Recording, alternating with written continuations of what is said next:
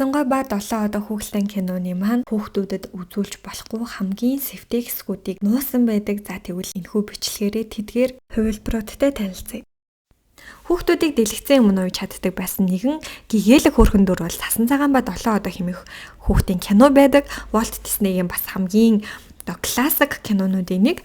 За тэгвэл энэхүү кино маань шинжилсэн хувилбараа хийхээр болж 3 сарын 19-ний өдөр кино дэлгэцүүдтэй гарсан байгаа. За тэгвэл хүмүүс энэхүү киног үзэхийн оронд үл итгэмээр аимшигтай таамаглалуудыг дэвшүүлээд байна. Бид цасан цагааныг цас шиг цагаан царайтай, цусан улаан уруултай, ус нь хав хар хэмээн төсөөлдөг байгаа. Гэтэл дүрийн сонгон шалгаруулалтаас болсноо яасан хүмүүс энэ киног бүр маш багаар үнэлж байгаа. За би энэ киног кино центрт нэг очиж үзсэн. Та бүхний харж байгаачлан одоо суудлал нь ихэнх нь хоосон байсан. Тэгээд театрт бараг 5-6 хон л хүн үзсэн. Энэ кино нь маш өндөр өрт хүрбэгдсэн хэдээч IMDb-гээс 1.6 үнэлгээ авсан. За үүгээр үл барам манай Disney-ийн гүнжүүдээс хамгийн одоо отгон нь буюу Snow White чинь 14 хүн настай юм байна. 14 настай гэдэг нь бол нэлээд олон их сурвалжаар харсны яг энэ нь бол үнэн юм шүү хаа. Тэгсэн чинь хүмүүс бас амар таамаглал гаргаж ирсэн заяо. Түүнийг үнсдэг ханхуг 31 настай гээд байгаа. За гэхдээ би энэ нь бол бас яг 100% итгэхгүй байгаа. Интернетээр зүгээр ингээд мэдээлэл хөөсөрч яваад байгаа гэж магадгүй. Гэхдээ энэ бол яг бодтой баримтаас харахад энэ үлгэр чинь өөрөө ах トゥ Грэмми үлгэрээс сэтвэлсэн шүү дээ. Тэн дээрээ Цасангоо өөрөө 7 настай охин байсан байгаа.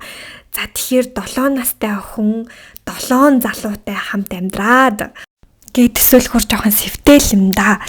За бас нэг ажиглагдсан сонирхолтой зүйл нь болохоор та нар ингээд яг энэ шилтгэнийг хартаа яг жирийн шилтгэн гэхээс илүүтэйгэр нэг тийм деважинлаг байгаа. За энэ нь ямар учиртай гэхээр Цасан цагаан маань яг үнэндээ ингээд өнгөрчсөн Disney түүнийг арай зөөлрүүлэхийн тулд ханхуу ирж аварсан болгодог боловч яг үнэндээ ханхуу маань түүнийг одоо үнсгэд жинхэнэ хайрын үнсэлт байх бараг боломжгүй. Яагаад гэвэл энэ хоёр чинь бинийгаа барыг мэдгүй шүү дээ. Тэгэхээр ханхуу маань түүнийг аврахаар ирсэн биш, яг хүндээ Divine руу авч явахаар ирсэн үхлийн илч байсан гэсэн таамаглал байгаа. Гэхдээ угаасаа ингээд Snow White маань маш олон вершнтэй юм бил. Хамгийн анхны вершн нь ах トゥ Грэмми 1812-д бичигдсэн бол 1857 1937 гэх мэтчлэн олон янзын хувилбараар бичигдэж байжээ.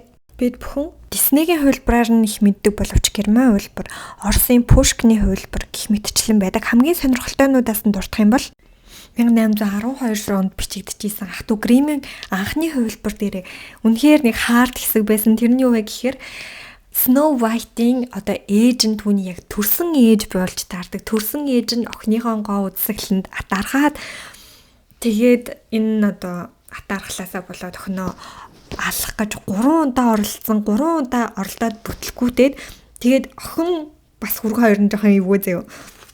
Хамгийн эцэст нь ээжээгээ ингээд төмөр гутал өмсөөд шатж байгаа халуун гал дээр ингээд өгтлээ бүжиглэхийг ингээд тулган шаардсан байдаг. Тэгээд ээж нь эцэст ингээд өөрийнхөө хорон санаанаасаа болоод өгч байгаа байдлаар гардаг. За энийг мэдээж Disney хүүхдүүдэд үзүүлэхийн тулд яг энэ үйлбраар нь гаргаж болохгүй байсан баг. Тийм болохоор ингээд 57 37 онууд дээр нь зөөлрсөөр өнөөгийн хувилбараа олсон. 1857 оны хувилбарынх нь бас нэг сэвтэй хэсэг байдаг. Тэр нь юу вэ гэхээр хойд ээж нь анчанд даалгавар өгтөө охиныхоо зүрхийг биш элэг бөөрийг авчираа гэж цагтаг. За авчирсан элэг бөөрийг яадаг вэ гэхээр азар мэдээж гахааны элэг бөөрөө авчиад өчтөө штеп. За тэрийг давстай усны чанж ийцэн байдаг. Шал шижгэн байгаа. За өөр нэг сэжигтэй, сэвтэй нэг таамаглал байна заяа. Цасан цагааныг 7 одоо нарын нэгтэн явуулсан байж магадгүй. Тэгээд дундаас хүүхдтэй болоод та бүхэн Шрэкийг мэдэн штэ. Шрэкийн одоо давчаа хаан тэр хоёрын дундаас төрсөн гэсэн таамаглал гаргаж ирээд байгаа байхгүй юу? Яагаад вэ гэсэн чинь одоо энэ хааных нь өмсөн хувцсыг харах юм бол тэлэн. Тэгээд цамцных нь энэ бөмбөгөр хоёр нь айгүй төстэй хийгдсэн бааз. За гэхдээ энэ бол нэрээ бузар гүтгэлэг бах уу? Юм нэрээ сайжраад байгаа муудаад байгаа юм үнэхээр ойлгохгүй байгаа. За 2025 оны хувилбар нь бол үнэхээр фейлсэн гэж хүмүүс бодоод тэгээд өөрсдөө юм химэл оюун ухаанаар манай Селена Гомесийг Хайли Бибертэй ингээ холж нийлүүлээд манай Селена ингээд одоо Цасан цагааны дүр тоглосон бол яг гоё байх байсан гэд нэг ийм хувилбар гаргаад ирсэн байна. Та нар юу гэж бодож байна? Хүмүүс бас өөр хит хитэн хувилбар дэвшүүлсэн байлээ. Эмили Эмдэ Парис дээр тоглодог. Лилиг энэ дүрд төгс торох байсан гэж байгаа бол Моника Беллучигийн охин Дева Каслиг бас тоглох ёстой байсан гэж ярьж байгаа. Тэгээд 25 оны хувилбарыг үнэхээр аварчих санаа. Тэг янз бүрийн хувилбар дэвшүүлсэн нь бас хүмүүсийн сонирхлыг татаад байгаа.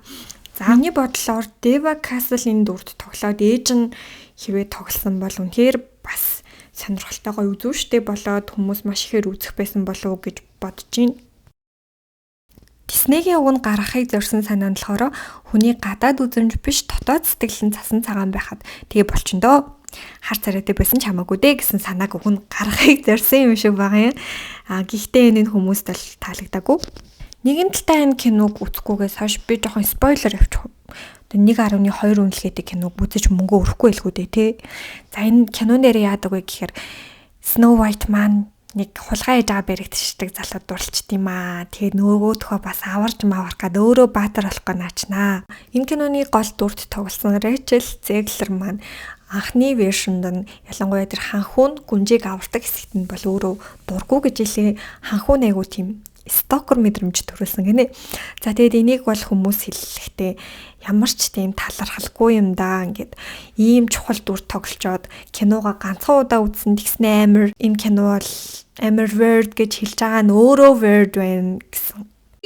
Weird. За тэгээд бичлэгтэй мөн зүг байсан та бүхэнд баярлалаа. Хэрвээ та subscribe дарах юм бол дараагийн бичлэг чинь хүрэхэд илүү амар болох болно шүү. Баяр таа.